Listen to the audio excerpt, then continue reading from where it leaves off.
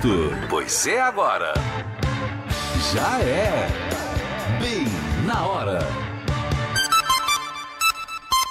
11:13, James Martins. Muito bem. Sexta-feira, sextou com chuva.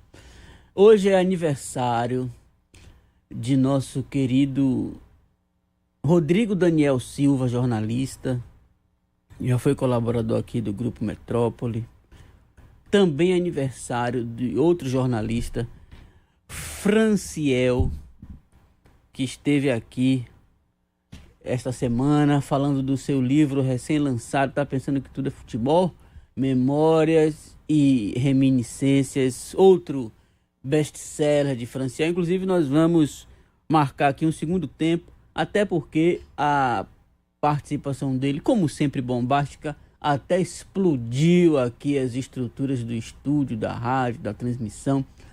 Lembra? Foi um negócio incrível. Literalmente. Assim, um hecatombe nuclear, um acontecimento de demonstração de força, que inclusive ilustrou o que ele contou a respeito do HD que pifou, levando a primeira versão do livro.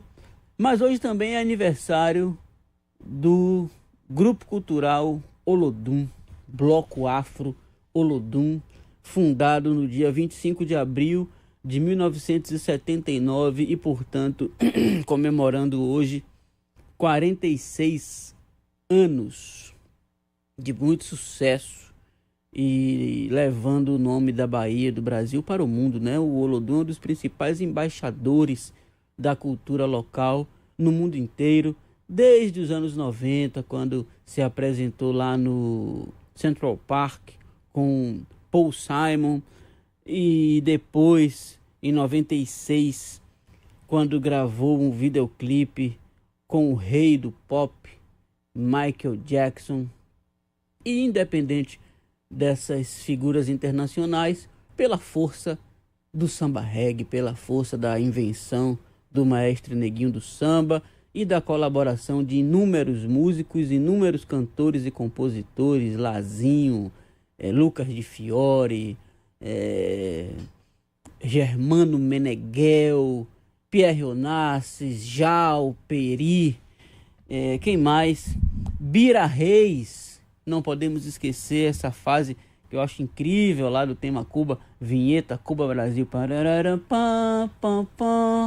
lindo. E enfim, salve, salve Olodum. Eu quero aproveitar, falando do Olodum, para mostrar aí um pouquinho, só essa... Foi uma matéria que eu fiz, infelizmente, na ocasião da morte. É o ouvinte que disse que eu só homenageei a pessoa na morte. Na morte. A morte de seu Martim. Porque tá aí, a prioridade já colocou no ar, quem está nos acompanhando pelo YouTube tá vendo. Morre seu Martim, criador da ele foi o criador da caminhada Azoane e morreu na mesma idade do Papa Francisco, na mesma idade de João Gilberto, 88 anos, que são dois infinitos de cabeça para cima, né? Uma data bonita para se fazer a passagem. Seu Martim era uma figura super generosa do centro histórico, acolhedora e tal. Era um homossexual assumido no tempo da ditadura militar, o que é diferente de ser homossexual nos dias de hoje. E isso inclusive me lembra também a morte de Edi Star, com um ano a menos, 87 anos, grande cantor, performer brasileiro, membro da Sociedade Gran Cavernista, que apresentou Sessão das 10 lá nos anos 70, com Sérgio Sampaio, Miriam Batucada e Raul Seixas. Inclusive a amizade, a proximidade de Raul e Edi era usado como argumento quando se acusava Raul de ser homofóbico. O próprio Edi foi quem trouxe este dado como contraponto à ideia da homofobia latente do nosso grande roqueiro brasileiro Raul Seixas. Enfim, e eu quero que, por favor, por idade, mostre também... não, veja só, eu mostrei essa foto de seu Martim porque foi na casa dele. O Olodum tem esse privilégio de a sua fundação ter se dado num lugar bem específico e que pode então servir de marco e de local de visita, todas essas coisas que movimentam o turismo e nas quais nós ainda patinamos, apesar de todos os pré-requisitos, de todos os nossos méritos em relação a isso, de todas as coisas que nós poderíamos explorar em relação a isso. Foi na casa de Seu Martim, número 11 da rua Santa Isabel, foi fundado e o Olodum, em 25 de abril de 79. E aí, onde o Olodum passou a ensaiar, que é no Teatro Miguel Santana, com esse nome magnificamente escolhido por Vivaldo da Costa Lima, que é o Obá de Xangô, Obá Aré Miguel Santana, grande figura da história da Bahia. Foi aí que o Olodum ensaiou. E quando o bloco completou 10 anos, isto é, em 25 de abril de 89, foi colocada esta placa que lembra o período de ensaios do Olodum aí no Teatro Miguel Santana, que correspondeu aos anos de 84 a 86. Lembrando que em 83 o Olodum não saiu para o carnaval porque não tinha quórum, não tinha membros suficientes, que mostra que tudo isso é marcado também por muita luta, por muita superação, por muitas dificuldades, e um bloco que gerou aí músicas das mais belas da história. Agora que eu estou muito interessado nessa história do cristianismo etíope e do judaísmo etíope também, essa presença da Etiópia na Bíblia, a única nação africana não colonizada e que ao mesmo tempo é uma nação cristã tradicional, até anterior a algumas nações cristãs europeias, uma coisa muito curiosa da humanidade. Eu lembro que o Olodum já lá atrás fez um disco chamado Núbia, Axum e Etiópia, e esse interesse nosso por essa história toda, que vem muito a reboque do reggae, né, que gerou também o samba reggae, isso é um interesse baiano, podemos já dizer ancestral, porque a primeira entidade carnavalesca negra baiana, afro-brasileira, que foi a Embaixada Africana, fundada há 150 anos, em 1895, a Embaixada Africana, no seu segundo ou terceiro carnaval, teve como tema o imperador Menelik I, filho do rei Salomão, com a rainha de Sheba, ou a rainha de Sabá, como a gente fala assim, latinicamente. E isso tudo a gente convive, em alguma medida, graças à ação pioneira do Olodum. Já temos desde 2009 uma lei que insere o estudo da história afro-brasileira no currículo escolar, mas isso é mal e porcamente cumprido.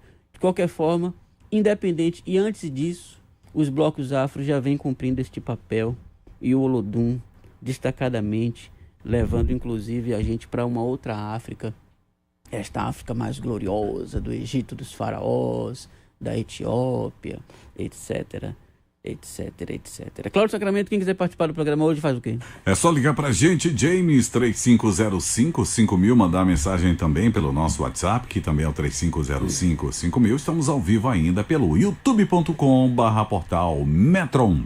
Muito bem, é verdade. E o Bahia ontem brocou. O tricolor voltou. Eu vi os melhores momentos, eu não assisti o jogo, mas os melhores momentos de Bahia Nacional, valendo por esta primeira fase da Copa Libertadores da América, Taça Libertadores da América, ainda é uma pré-Libertadores. O Bahia está aí liderando agora o grupo F, liderança isolada, foi 1-0 o placar, e parabéns. É difícil, é uma competição muito acirrada, o Bahia está aí representando bem o futebol brasileiro, o futebol nordestino. Agora, eu quero de novo chamar a atenção para essa coisa que salta aos olhos de quem enxerga. O Bahia perde muito gol, velho. Rapaz, foi 1-0. O outro time teve um gol anulado. Poderia ter sido 1-1, sem necessidade. Porque o Bahia perdeu uns 700 gols. O Bahia cria muito e faz pouco. O querido Lúcio Rodrigues perdeu um gol de cara. Ele chutou até, fez a opção, a meu ver, correta de chutar no contrapé do goleiro, mas no pé. Aí bateu no pé do goleiro, dentro da área, assim, aquele gol. Esse tipo de gol, numa competição importante, e o cara que tem essa função, o matador, não foi um volante que chegou na área, um zagueiro que estava ali desprevenido e a bola que chegou perto dele, ele tinha que chutar, não. ele é o homem gol. Ele foi contratado aí a peso de ouro sob a promessa de que vinha para cabrocar, que a gente aqui estava perdendo muita oportunidade. Agora vê se esse uruguaio não come reggae de ninguém, não é gol, a bola caiu no pé dele, é um Romário hermano, um Romário que habla assim. Mas não, ele tá perdendo muito gol. E depois outros jogadores perderam gols também, feitos assim, absurdos. Graças a Deus entrou um gol bonito, inclusive o gol do Bahia. Uma bola entrou, foi suficiente para garantir os nossos pontos, nossos 3 pontos, e o Bahia está na liderança.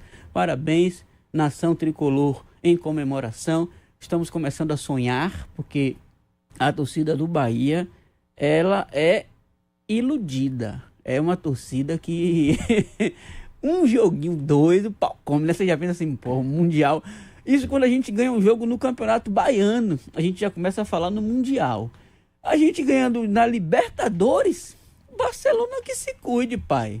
Manchester, esses times todos, porque Binha de São Caetano já comprou a passagem para Tóquio e o pau vai comer. Agora você acha que a nossa defesa, o nosso goleiro é bom? Não, acho que ele é o melhor goleiro, não. Mas eu acho que o povo pega um pouquinho pesado com o bichinho. Eu acho que, na verdade, a questão do Bahia não é o goleiro ou melhorar o goleiro. Principal é brocar. Lembra o Santos de Pelé? Quais eram os placares? 7-3. O time tomou 3 gols, mas fez 7. 7-5. Lembra do Palmeiras, Luxemburgo? O importante é brocar. Se o Bahia fizer 1/3 das chances criadas, das chances claras, não é nem assim aquele chute de falta, não. As chances muito óbvias de gol. Se o Bahia conseguir converter 1/3 delas, pode tomar 2 gols que tá bem. Perde muito gol. Por que não trabalha isso, né, James? Eu acho que trabalha, mas não tá adiantando nada. Eu sei lá qual é a onda, Cláudio Sacramento. Mas que a bola não entra, não entra. Depois, se você tiver desocupado, bote no YouTube assim, Bahia Nacional, melhores momentos. Não demora muito, não. Começa, perdeu o gol. Eu digo, não é possível de perder esse gol. Daqui a pouco outro, aí vem o Bahia, a torcida gritando e a zorra tudo pra fora. Enfim, de qualquer forma, vamos focar no que deu certo. O tricolor brocou e os galinhas estão com a raiva, rapaz. A torcida do Vitória tá mordendo o cotovelo de um jeito. A chuva caindo e eles injuriados. Vão passar o fim de semana cortando canjibrina, inclusive Franciel. Franciel, quando vier aqui, eu comecei a ler esse livro novo de Franciel. E muito bom, muito bem escrito e muito engraçado. E tem uma das crônicas diz assim: confesso que sequei pouco o Bahia. Aí ele fala, ele lista jogo a jogo os jogos que ele secou o Bahia. Bahia Internacional, pelo final do Campeonato Brasileiro lá em 88, né, 89. O Bahia Internacional também da Libertadores, o jogo da chuva. Roubaram o Bahia ali, descaração. Mas até Bahia Fest, o desgraçado secou o Bahia. Bahia Fest é sacanagem. O Bahia no cu da cobra, ele secando a zorra do Bahia. Bahia Marília, outro jogo assim ridículo. O miserável perdeu, gastou energia para lenhar com o tricolor de aço. Então, nessa semana, eles receberam a galinha pulando. A galinha recebeu a galinha pulando lá no Barradão. Que eu não vou falar aquele apelido maldoso que a torcida do Bahia colocou. Um vizinho meu chegou e falou assim: o que aconteceu ontem no Barra? Todo mundo sabe do que se trata. E o Bahia, na sequência, enfiou seu 1-0. Então, Franciel, sua secada nesta semana de aniversário, foi o seu presente de aniversário, foi esse 1-0 do Bahia.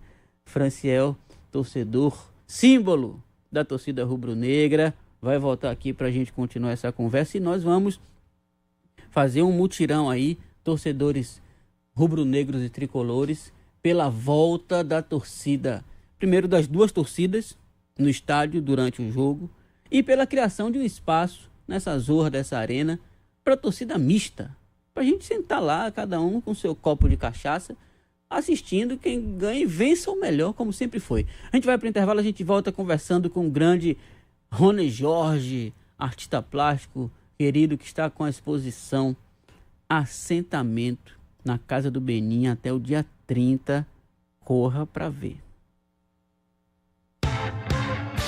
Você está curtindo Bem na Hora, que volta já. Bem na Hora. A rádio da cidade, Metrópole FM. Toda Salvador, toda Salvador. Toda Salvador, no Boa Praça. Toda Salvador. Apoio Rádio Metrópole e Prefeitura Municipal de Salvador. Toda Salvador. Toda Salvador, no Boa Praça. Toda Salvador.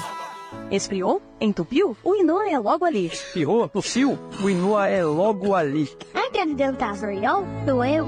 Não é logo ali. O Inoa está em uma nova sede, mas continuamos aqui pertinho de você. Venha cuidar das doenças do ouvido, nariz e garganta em um ambiente ainda mais acolhedor e moderno, sempre preparado para te atender. Inoa. Mudamos para melhor, mas sempre ao seu lado. Rua Metódio Coelho, número 55, ao lado da sede antiga, Cidadela. Diretor técnico, Dr. Pablo Marambaia. Telemeb 16434. Chegou o novo Tigo 7 Pro híbrido plug-in.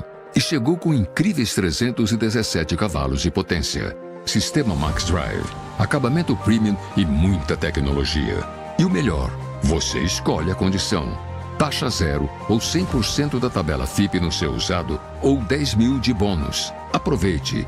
Consulte condições em d21motors.com.br/ofertas. Desacelere. Seu bem maior é a vida. Você sabia que faz mais ou menos 300 anos que o café é a bebida mais popular do mundo? Isso mesmo. E na hora de tomar um bom café, peça o melhor. Café Expresso Palori. Ligue agora 3431-2648 e tenha em sua clínica, cafeteria, restaurante, escritório e hotel um bom café. Café Expresso Palori e Cappuccino. Viaduto da Rodoviária, ao lado do Hotel Pirâmide. Vendas 3431-2648. Café Expresso Palori. O gosto puro do bom café. A ITS Brasil tem a melhor internet, com planos empresariais que garantem estabilidade e segurança. É a conectividade que conduz bons negócios e impulsiona as empresas com a qualidade que torna rotinas como reuniões virtuais e transferências de arquivos em processos sem ruídos de comunicação. A ITS Brasil possibilita que cada empresa atendida apresente seu real propósito para o mercado, sem limites e sem fronteiras. Contrate agora a melhor internet do Brasil no itsbrasil.net ou ligue 71 3402 0800. O que você faz quando alguém torce o pé ou quando começa a sentir aquele desconforto no peito e nas noites em que seu filho está ardendo de febre? Nesses momentos, faz toda a diferença poder contar com um serviço de urgência e emergência 24 horas, com plantão de diversas especialidades médicas e estrutura completa, com conforto e tranquilidade. Afinal, emergência não tem hora, mas tem lugar. Pronto Socorro Mater Dei Salvador. Responsável técnico Dr. Edson Von Supro, CRMBA 37.839. Priorizar a saúde dos seus colaboradores é investir no sucesso e no futuro da sua empresa. Com os planos de saúde empresariais Promédica, você conta com mais de 50 anos de experiência, com 4 hospitais próprios, centros médicos, rede de laboratórios Datalab e rede credenciada. Tudo isso com a administração aqui na Bahia ao seu lado. Ligue 3271-9115. Promédica, muito mais saúde. ANS 326861. Emergências não avisam quando vão chegar. A gente nunca sabe quando vai acontecer uma queda, uma queimadura, uma falta de ar ou uma forte dor no peito. É por isso que nesses momentos é essencial ter com quem contar. Quando sua vida ou a vida de quem você ama está em risco, não conte com a sorte. Conte com a Vitalmed e com o nosso atendimento a urgências e emergências médicas 24 horas. Ligue 2202-8686 e associe-se. Vitalmed. Antes de tudo, com você. A rádio da cidade, Metrópole FM. Programa Reconectado. Bem na hora. Bem na hora. 11h31, James Martins. Muito bem, estamos de volta, Cláudio. Não vamos perder tempo, não. Vá. Metrópole Entrevista. A gente conversa agora com o artista plástico, grande figura, querido amigo Rony Jorge. Ele está com a exposição Assentamentos na Casa do Benin, ali no Centro Histórico, no Pelourinho, aquela encruzilhada, Pelourinho, Ladeira do Carmo, Tabuão, Baixa dos Sapateiros. E essa exposição está em cartaz, está lá aberta a visitação gratuita até o dia 30 de abril. Então quem ainda não viu, corra. Quem já viu, vá para ver de novo, porque é uma obra que convida à reflexão, que convida à contemplação e que vale a pena ver de novo, até citando aí um negócio conhecido. Rony, seja bem-vindo. Bom dia, como é que está? Bom dia, James. Muito obrigado. Muito obrigado também às pessoas que estão ouvindo esse programa. E você, é uma honra para mim estar aqui falando com você sobre isso, porque eu sou um seu admirador, como você sabe. E é isso, você falou uma coisa interessante, que ela está no encruzilhada e o nome é Assentamentos, né? Isso é simbolicamente importante para a gente que vivencia as questões estéticas, históricas, sociais e políticas da Bahia, né? Então, não foi pensado dessa forma. Primeiro foi pensado a exposição com a curadoria sofisticadíssima de Danilo Barata, e depois a gente se viu ali nessa encruzilhada, que na verdade é um lugar que aponta muitos caminhos, né? Normalmente há uma confusão sobre essa questão ligada às religiosidades de matriz africana, sobre o que é uma encruzilhada. E, na verdade, a encruzilhada são vários caminhos abertos. E você escolhe e se direciona para o que melhor lhe convém, né? Falando nisso, como é que você escolheu ou foi escolhido para esse mundo das artes visuais? Como é que você descobriu esse talento, essa expressividade? Rapaz, eu costumo brincar que eu virei artista plástico. Eu falei isso uma vez numa entrevista, que eu virei artista para agradar minha família. Mas a minha primeira, digamos assim, circunstância, assim, o lugar em que eu me vi fazendo algo, eu também digo, e com muita certeza, que foi uma espécie de transe, porque eu não fui uma criança que desenhava na parede, riscava, pegava papel, nada. Um belo dia eu sentei com 7 anos de idade e fiz um desenho que já era um desenho inspirado em obras de arte, com 7 anos de idade. E eu me assustei, minha família se assustou, só que a resposta da minha família àquilo que parecia extraordinário para aquela idade, para aquela criança que nunca tinha feito nada ligado a isso, foi uma alegria. Todo mundo passou a ficar muito feliz. E a partir dali eu passei a copiar obras de arte, né? E com 10 anos de idade eu recebi meu primeiro cachê como artista, fazendo assistência para um outro artista saudoso e querido da minha cidade de Tapetinga, chamado São Félix. Agora, peraí. Você fez esse primeiro desenho? Foi um desenho? Isso, foi um desenho. Baseado numa obra de arte? Numa obra de arte específica? Eu olhei uma coisa que tinha num jornal... e copiei, mas eu não sei porquê. Eu não me entendo antes desse ato. Sim, e aí nessa cópia já estava revelado ali uma habilidade especial. Total, assim, não era algo assim do tipo parecido, ou que você percebe uma tentativa, já era. E aí eu comecei a olhar para as paredes da minha casa e tinha reproduções, que era muito comum no interior, né? Aquela coisa de reproduções. Eu comecei a olhar para aquelas reproduções e querer fazê-las, né? Então já foi uma coisa assim meio que séria. Eu me apresentei como se eu tivesse nascido naquele momento para o mundo de cá. E com 10 anos você ganhou seu primeiro cachê? Meu primeiro cachê é fazendo assistência para uma escultura de São Félix, que é um artista bem conhecido da minha cidade. Tem obras de praças e tal. E com 12 anos eu fiz minha primeira exposição. Aí já foi publicado no Jornal à Tarde, inclusive. Quando eu falo que eu tenho 40 anos de carreira, é verdade esse bilhete. Que maravilha. Agora, aí quando você começa, certamente você passa a sistematizar esse talento, né? É uma fase, todo mundo passa, assim. Aparece o talento, vou usar essa palavra. E aí depois tem essa fase da labuta mesmo. Você vai procurar a sua linguagem, e essa procura pela sua linguagem se dá também no contato e até no imitar, no dialogar com, digamos, os mestres, né? Com os antecessores. Quem foram esses para você? Quem foram os pintores, os artistas que você... Olha, meu primeiro mestre é meu irmão Antônio Maciel, que é escritor. E tem uma história dessas que são curiosas no mundo da arte, mas que comigo de fato aconteceu. Ele desenhava muito bem, ele é poeta e escritor com alguns livros publicados e participa de, tipo, o ano passado ele participou da primeira feira, aquela do Rio, como é? Feira de literatura, a Flip. Exato. De Paraty. De Paraty. Então ele tem uma carreira nesse sentido. Ele desenhava. E ao me ver desenhando, de fato ele parou de desenhar e falou, eu vou te dar o material que você precisa. Essa história de fato aconteceu comigo. E ele parou e ali passou a me estimular muito essa coisa de agradar minha família, porque realmente eu era muito querido por ser artista, né? Eu tenho essa sorte.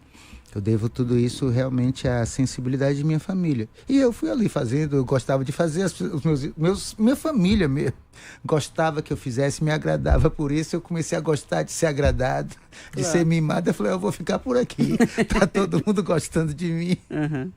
E foi assim que se deu. Então, meu primeiro mestre é Antônio Maciel.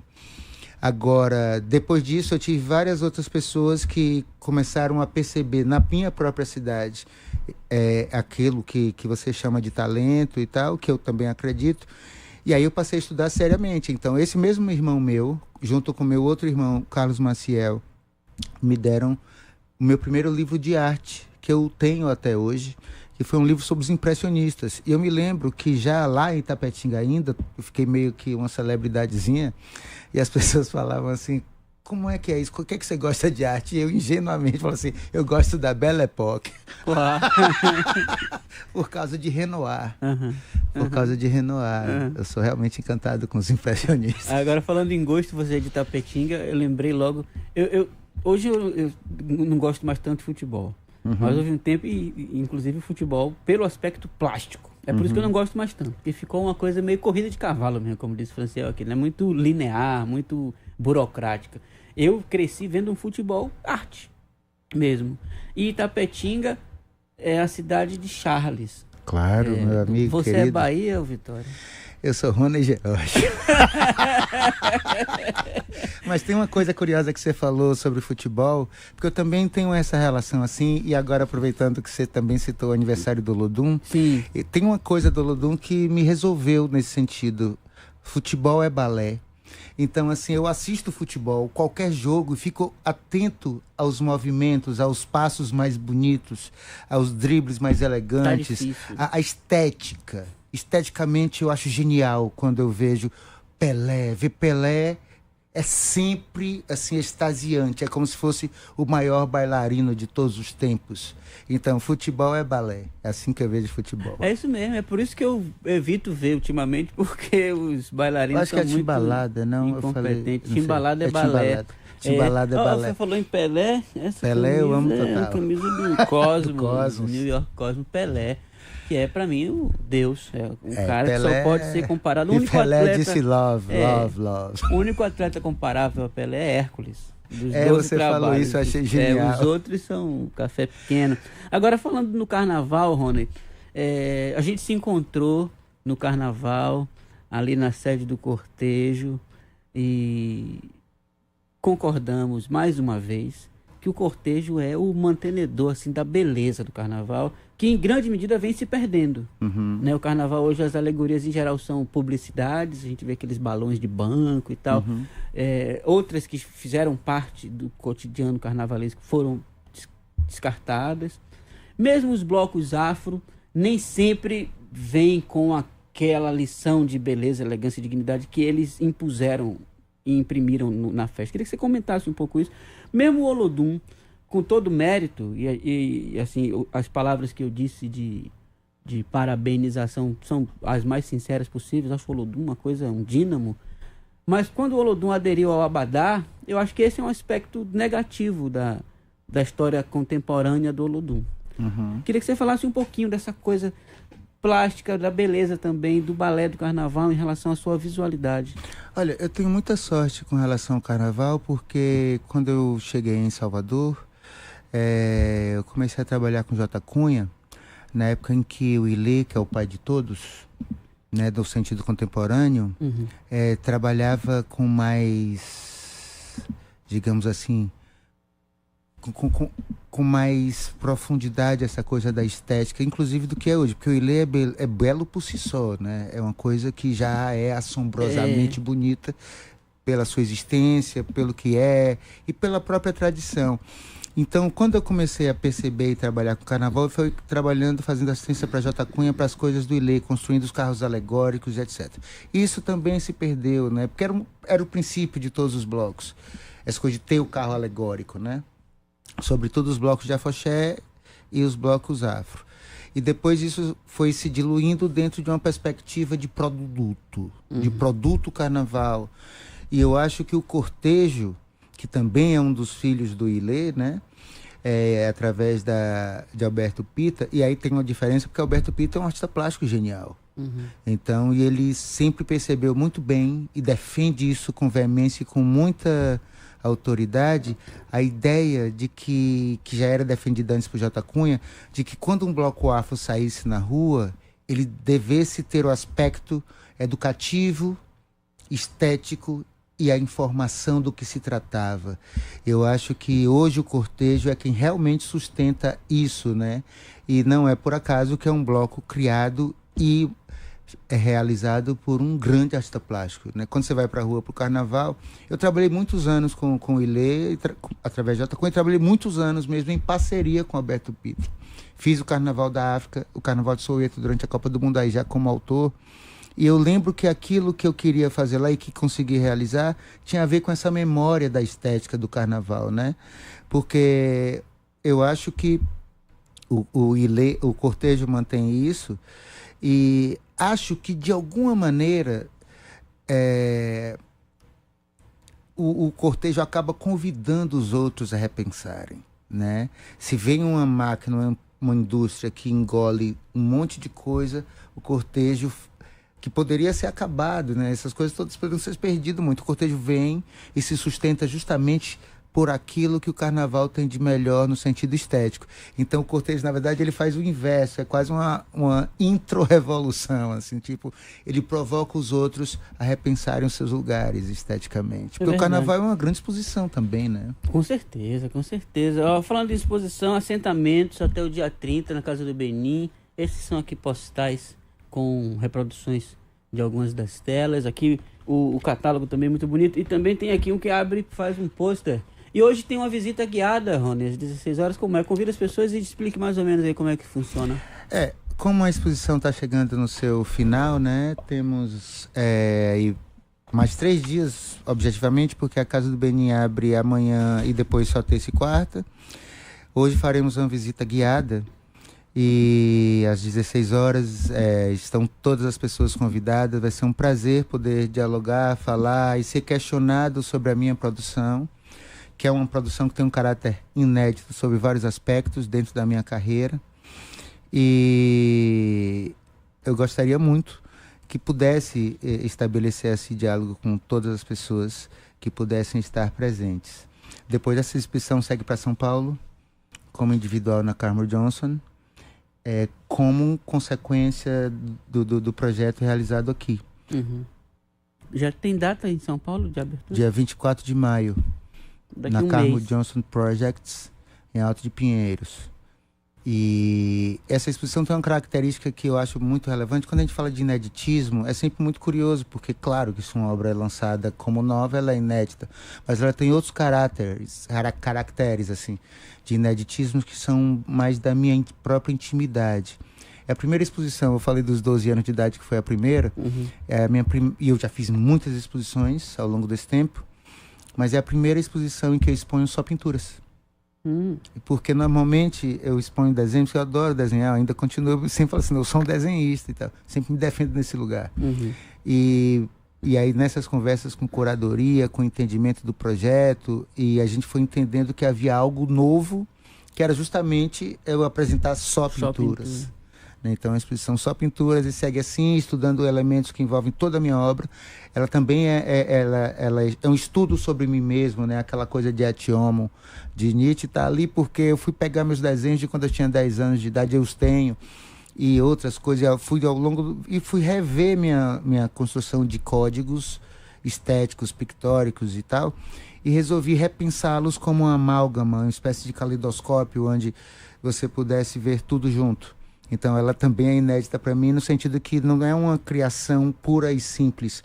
Ela é uma releitura sobre mim mesmo, criando uma nova coisa a partir disso que eu tenho feito até agora. Teve algumas pessoas mandaram mensagens aqui que eu demorei um pouquinho de entender, porque depois da Covid eu fiquei mais lento, mais sequelado. Mas agora eu saquei do que se trata. Tem gente perguntando assim, e os ladrões de bicicleta? E os ladrões de bicicleta? É por causa do nome, Rony Jorge. E Rony George. Caetano falou sobre isso. Eu queria que você falasse, eu lembro dessa história. Teve uma coisa engraçada, estávamos indo eu, Jota, e minha amada, saudosa, eu, Jota Veloso, minha amada e saudosa Dona Clara e Caetano assistir um jogo do Bahia, a convite de Bobô, em Pituaçu. E aí, a gente já tinha... Pituaçu. Exato. Uma vez... Eu corrigi assim, brincando com essa sacanagem, porque uma vez o Caetano contando sobre esse episódio, eu falei assim, Pituaçu, e ele fez Pituaçu. Mas sim. E aí a gente no carro conversando, ele achando engraçado, porque Rony não é um nome comum. Não é. E aí ele falou assim, e aí ele leu o jornal com a notícia de um outro Rony. E aí a gente tava brincando, ele olhava assim pra mim, Rony é um nome muito comum na Bahia. E aí a gente ficou conversando no carro e eu explicando. Não, eu falei isso porque ele botou lá depois, que eu falei assim, não, meu nome é Rony George, com a grafia em inglês.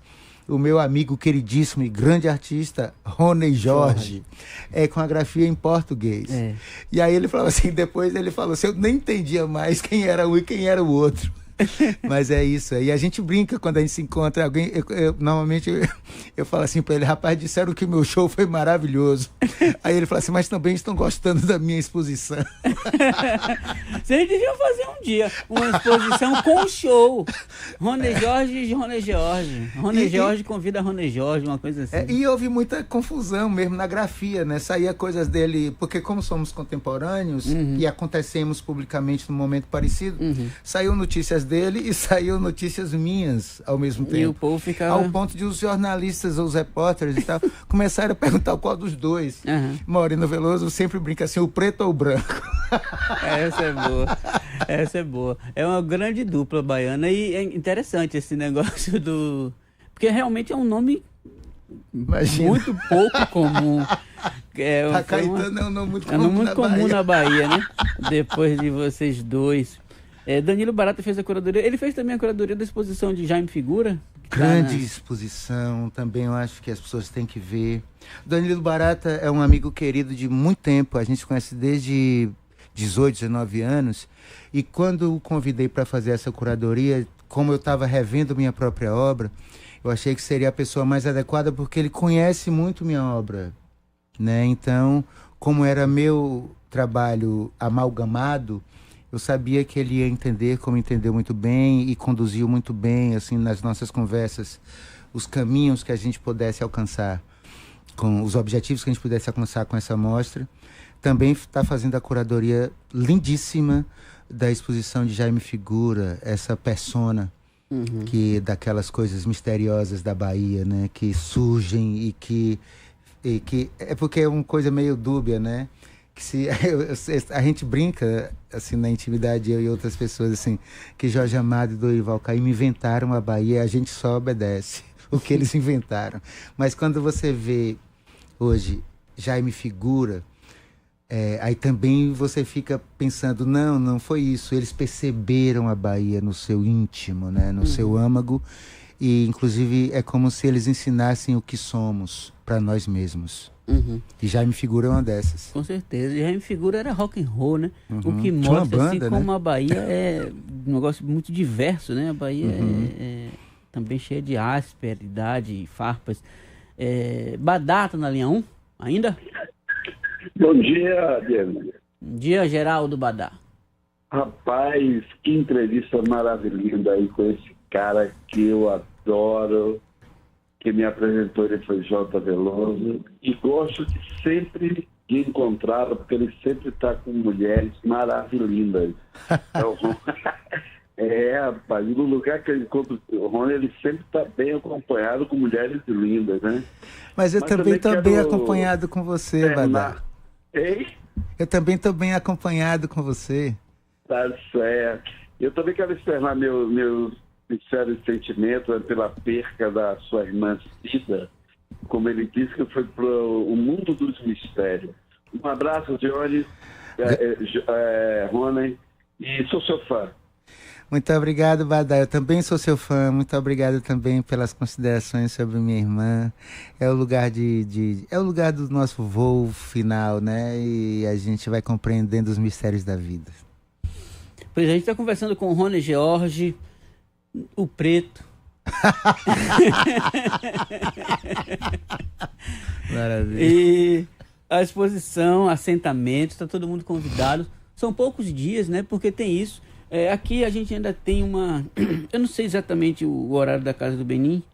Você falou aí, os dias de funcionamento? Olha, durante a semana funciona de terça a sábado, sendo que é de 10 às 5 e no sábado é de 9 às 4. Então, objetivamente, depois de hoje, temos aí 3 dias. 3 dias. É isso. É um apelo que eu gostaria de fazer às gestões públicas, que os museus e os centros culturais da cidade, públicos pelo menos, fiquem abertos também aos domingos. Porque não faz sentido. As pessoas trabalham. Nós temos uma população majoritariamente pobre. As pessoas trabalham geralmente até o sábado. Aí chega domingo, querem ir lá ver a exposição de Rony, está fechado. Isso não faz sentido. Para mim não faz sentido nenhum. Eu sei que a crítica é um negócio que soa mal, as pessoas aqui são muito melindradas, mas é uma crítica que eu quero construir para minha cidade. Não estou falando mal de ninguém, não. Eu estou querendo que a gente tenha um lugar melhor. A gente se acostumou a só criticar quem a gente detesta. E aí sua crítica morreu, porque ela é automaticamente anulada. Você, sei lá, você é Lula, aí fala mal de Bolsonaro. Claro, você falou porque você é Lula. Você é Bolsonaro e fala mal de Lula. Você falou mal porque você é Bolsonaro. Agora, se você é Lula e fala mal de Lula, talvez a crítica tenha algum efeito, porque é uma crítica para construir com aquele que você gosta e que não é perfeito, não é infalível, como ninguém é. Então, quando eu falei do Olodum, por exemplo, porque eu amo o Olodum. Quando eu estou falando dos nossos equipamentos culturais, é porque eu os frequento e sei que muitos dos meus amigos, irmãos, companheiros querem frequentar e não podem, porque trabalham até sábado e não tem o domingo de lazer. Então, a gente tem que ter sistema de transporte de novo nessa cidade que seja minimamente digno. E a Casa do Benim fica aberta domingo para ter mais um dia, pelo menos, aí para o pessoal ver a exposição de Rony George até 30 de abril. Hoje tem visita guiada. Rony, prazer conversar com você. Eu que agradeço. Felizmente nosso tempo acabou, mas convido o povo de novo, né? Hoje às 16 horas na Casa do Benim, visita guiada, a casa fecha às 5. Eu concordo com isso que você falou. Eu acho que a gente tem entre os nossos que nos alimentar do que é necessário para que a gente melhore. A Casa do Benim é um espaço maravilhoso. Incrível. Né, com uma gestão que eu gosto muito, com aquela obra lindíssima que é o prédio de Lina Bubardi. Então, eu acho que quanto mais a gente puder abrir espaços para a frequência cultural, eu acho que tem um ganho total da sociedade em todos os aspectos, absolutamente todos os aspectos. Eu falo inclusive do aspecto do ponto de vista econômico, né? Que a gente fala de cultura como se fosse uma coisa que fosse beneficiada. E na verdade ela é um benefício. É como se fosse um desperdício. Assim. Exato. E a cultura é um benefício. Não, na verdade a cultura dá dinheiro. E educa, né? e civiliza. Assim, civiliza, dá dinheiro, melhora... Acho que a violência diminuiria se a gente tivesse funcionando melhor. Em todos os aspectos, eu acho que a cultura é um benefício e não beneficiada. Muitas vezes o artista está fazendo sacrifícios enormes para a produção do seu trabalho. Então, quando ele realiza, ele está beneficiando e não sendo beneficiado. Essa lógica precisa também ser pensada, repensada, né? Mas voltando, eu acho que a Casa do Benim é um espaço maravilhoso. Mas quando você falou, que eu também concordo, não se trata do espaço, se trata dos espaços. Eu sei, de pensar, não é a casa, não. Exato, é de pensar a cidade como um todo. O mundo, né? Não é nem a cidade, é o mundo. O mundo tem que perceber o quão... Eu fico muito feliz, por exemplo, a minha exposição, eu soube que teve uma excelente frequência, está tendo excelente frequência. É claro que isso me deixa muito feliz. E eu me sinto transformador de vários aspectos da sociedade, como agente de cultura, que serve para todo mundo, né? Que serve para todo mundo. Quando você faz o seu programa, quando você faz os seus saraus, quando você escreve seus poemas, quando você entrevista as pessoas, assim, eu acho que isso tudo são aspectos de beneficiar a sociedade. É isso. Por hoje nosso tempo acabou. Segunda-feira a gente está de volta. 16 horas, visita guiada, assentamentos, Casa do Benim, Rony George. Beijo, abraço. Grande beijo, obrigado. Finalmente acabou. Bem na hora. A rádio da cidade. Metrópole FM. Enquanto o mercado aumenta os preços, a Caoa Sherry vai na contramão. Mesmo diante da instabilidade global e da expectativa de aumento nas tarifas, estamos lançando a linha Tigo 2026 com expressiva redução nos preços e tabela. Uma decisão ousada que reafirma nosso compromisso com você. Oferecer sempre o melhor negócio com transparência e preço justo. Aproveite, que é por tempo limitado. Consulte condições em d21motors.com.br/ofertas. Desacelere, seu bem maior é a vida. A Assembleia Legislativa da Bahia está cada vez mais comprometida com os direitos das mulheres. Em março, foram aprovados projetos de combate ao assédio e importunação sexual, cuidados para pessoas com fibromialgia e endometriose, assistência aos filhos e filhas de presas, incentivo às mulheres nas áreas científicas e tecnológicas e também de promoção da saúde mental materna, para melhorar a vida